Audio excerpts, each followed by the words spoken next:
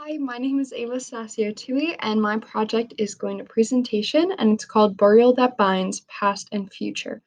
And I really wanted to do this project. I know a lot of the videos we could have a choice of, and the assignment itself was more looking at the future, but I think it's really important to obviously look through the past before we even get to the questions about what we think the future will be. So let's dive right in. And before we get started, I apologize for all of the extra stuff on the screen in the recording.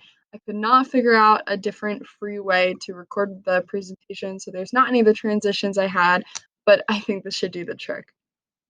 So first, we're going to look at the past. We're going to look at where burials occurred, how they occurred, just a quick overview of some important burials I had learned about during this course and one I had found outside of the course. So the three places we're going to look at, two of them are in Israel, and one of them is in South Africa. So on the top right here, we have a picture of a burial from a cave in Nazareth, Israel. Now, when I was reading an article about the Home Naledi, I found this burial, which was for a while one of, if not the oldest, uncontested, more purposeful burials of two individuals. And I thought this was really important to include. You can see that they look laid pretty purposefully, even in their excavated condition, you can tell it looks pretty purposeful. And how old it is. Now, I know that in the scheme of the universe and the cosmos as a whole, and even the planet, it may seem like a really short amount of time between then and now in the scheme of everything else, but in the scheme of a human lifespan and human evolution, I think this is pretty far back for us to be having purposeful burials. And underneath it, on the bottom left, we have a double burial, a double grave from a cave in Mount Carmel, Israel. And also, it might be pronounced Mount Carmel, I'm not very sure. This one was the earliest floral line grave, and I learned about this in an earlier project, one of our reading and writing assignments, and I thought this one really stood out. Um, First of all, because it's a double burial, and I think the idea of burying two people together is really symbolic, even if it is more of a cemetery or a gravesite where there are already people. Burying two people together is definitely a purposeful action. And the way they are placed, the head is resting on a stone, and even just the fact that there's a floral lining, the place in which they're found, where there's a cemetery of sorts, just how purposeful everything was, even that long ago, I think is important before looking forward. But we'll come back to that in a second. Then we also, in the Rising Star Cave Systems in South Africa, we have the Homo naledi, which was recently discovered just in the 2010s. Um, this is much older species, and the first of its kind to be discovered in the Rising Star Cave System. But looking at the way they were buried per se or put into this cave, it could be shown that this was a purposeful placement, and there's been many theories such as maybe the cave wasn't the way it was, the structure of the ground and the caves were different back then, but all evidence has led to the fact that this was a hard place to get to, yet they were put here very purposely. So I think looking at even the simple graves and the very complete remain sets found here that were not very worn by the environment or other animals like chewing on them or anything. I think that's important to look at before going forward. Obviously, because it's also so much older than the one found in Israel that was contested to be the oldest burial up until that point. So we're going to now talk about the present, which I would like to call a varied story. Now, my local perspective, the present burial state or different burial practices near me. This is a local cemetery, and this is just a picture of a cremain sea burial. I think that cremation and burial, usually extramural, sorry, are relatively the most common period out of all the burials around here. I also included these because when my father passed away in 2016, this is how we treated his remains. So he was cremated, and we put some of his ashes with a plot that my grandparents had so that his name could be put on the tombstone. But we also kept some in an urn at our house, and we also put it in the sea because Ocean City was one of his favorite places. But I think as a whole, people are finding ways to presently use their cremations or remains to do something that is more meaningful to them. And also, people who are in touch with more religion or customary traditions might choose a burial because that has been the way remains have been treated, not necessarily disposed of, but treated respectfully for many, many years. And obviously, around the world, I know that many other ways of burial are taking place, but I think for my presentation, I'm mostly looking at it from a central perspective, United States, or just like my region in New Jersey. So for future, let's look at our three big ideas, and these are the three main questions of the assignment. How do you think the future of death and burial is going to be in our societies? And I think this is such a wonderful question because the video I chose to watch was on green burials. It was a TED Talk, and I have seen other videos by this woman before. Very passionate about what she believes is right to do with different burial practices and just being conscious of the environment and the footprint we're going to leave.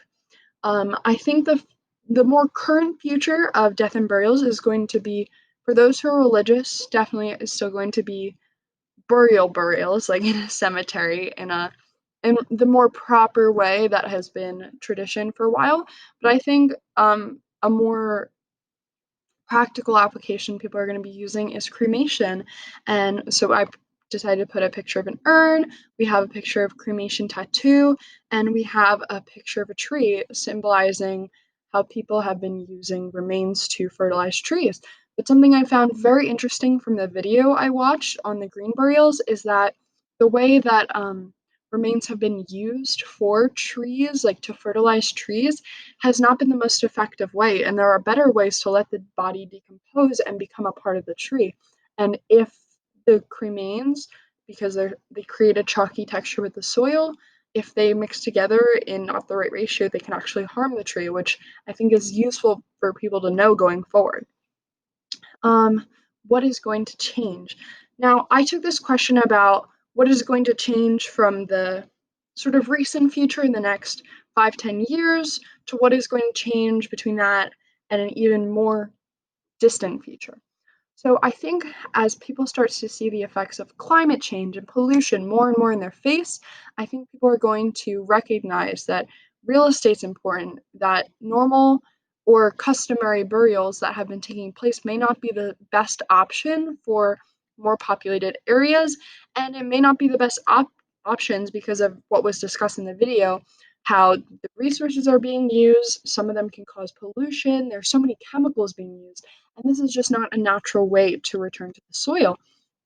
So here I had the tree that I know a lot of people like the idea of a tree burial. This is a different technique which places the human body in the fetal position and allows them to decompose naturally and nourish the tree. And I think this is a much better way of going forward. So tree burial themselves will definitely take more effect. Now in the video, there was a lot of discussion about exposure burials or just body farms in general. And body farms have been around, but I think they will definitely gain more traction as people are starting to relate more to science and thinking about their broader use in the world and the footprint they're going to leave behind.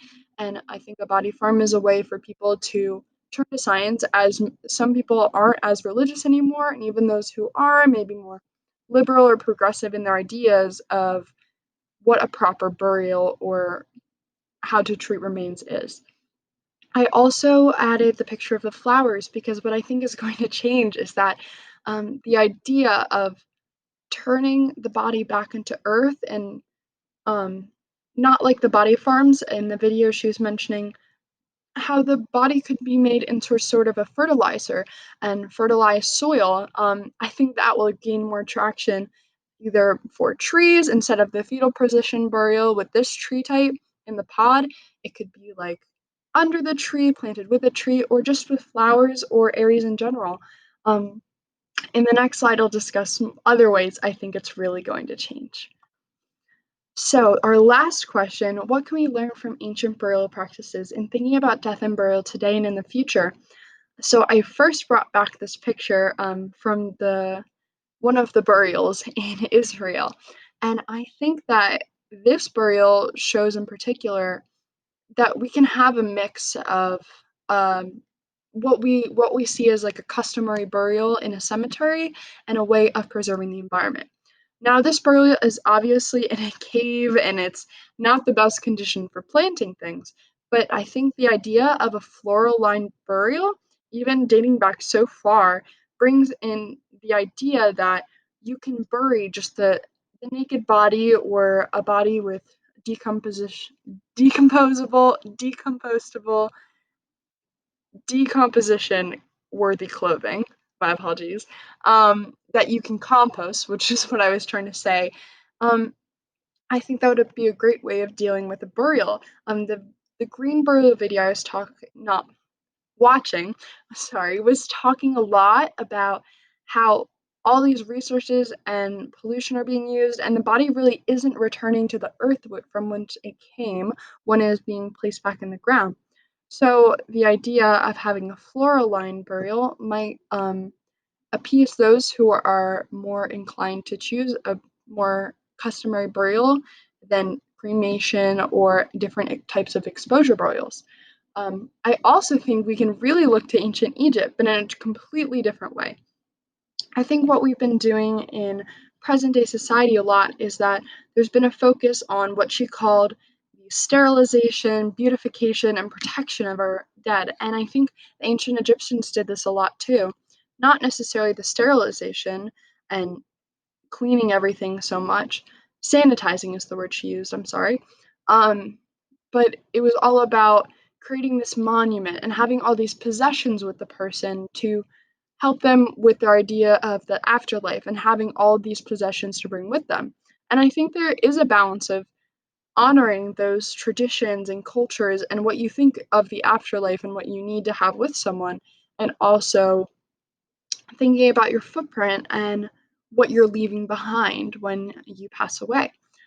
Because another part of ancient Egyptian tombs and pyramids and all of these grand burials is that they were looted one day. Many of these mummies are in museums now, and I think something people haven't really thought about in relation to this is what will happen to their body one day if it is in a casket or a coffin that has kept them out of the earth. These are going to be more complete human remains that obviously decompose eventually, but more preserved skeletons intact and just the belongings with them. And maybe one day those will be turned into museums and those will be robbed on those graves. And think about maybe this will maybe bringing up this concept will maybe normalize the idea of returning to the earth, and that way you can become a part of the environment instead of being dug up one day and put on display in a museum, because I think a lot of people would not like that idea. And the last picture I had was of an Anglo-Saxon burial mound. um, I think one of the other things mentioned in the video that could totally make a comeback is something that also relates to the one of the other TED Talk videos I had watched for this program as a whole. It was the history of the cemeteries video, and in this video is talking about how in Europe especially, old graves and old cemeteries were bustling places, and the living and the dead coexisted seamlessly. There were markets and vendors, and people would just go there for a quiet place to sit and talk. And I think having some sort of conservation burials is the word for it. I apologize. Um, Places where the grave necessarily isn't marked, but maybe it has a stone or a token or can only be located by GPS, was what I was learning in the Green Burials TED Talk. I think it would be a great way to not only preserve the ecosystem, but also give back to the ecosystem by nourishing the ground with the remains of the deceased, and just having a place for people to set aside, even in urban areas, have a green space and a livable space and somewhere they can go just for enjoyment. And so I think that about sums it up for those three questions. But I wanted to end with this.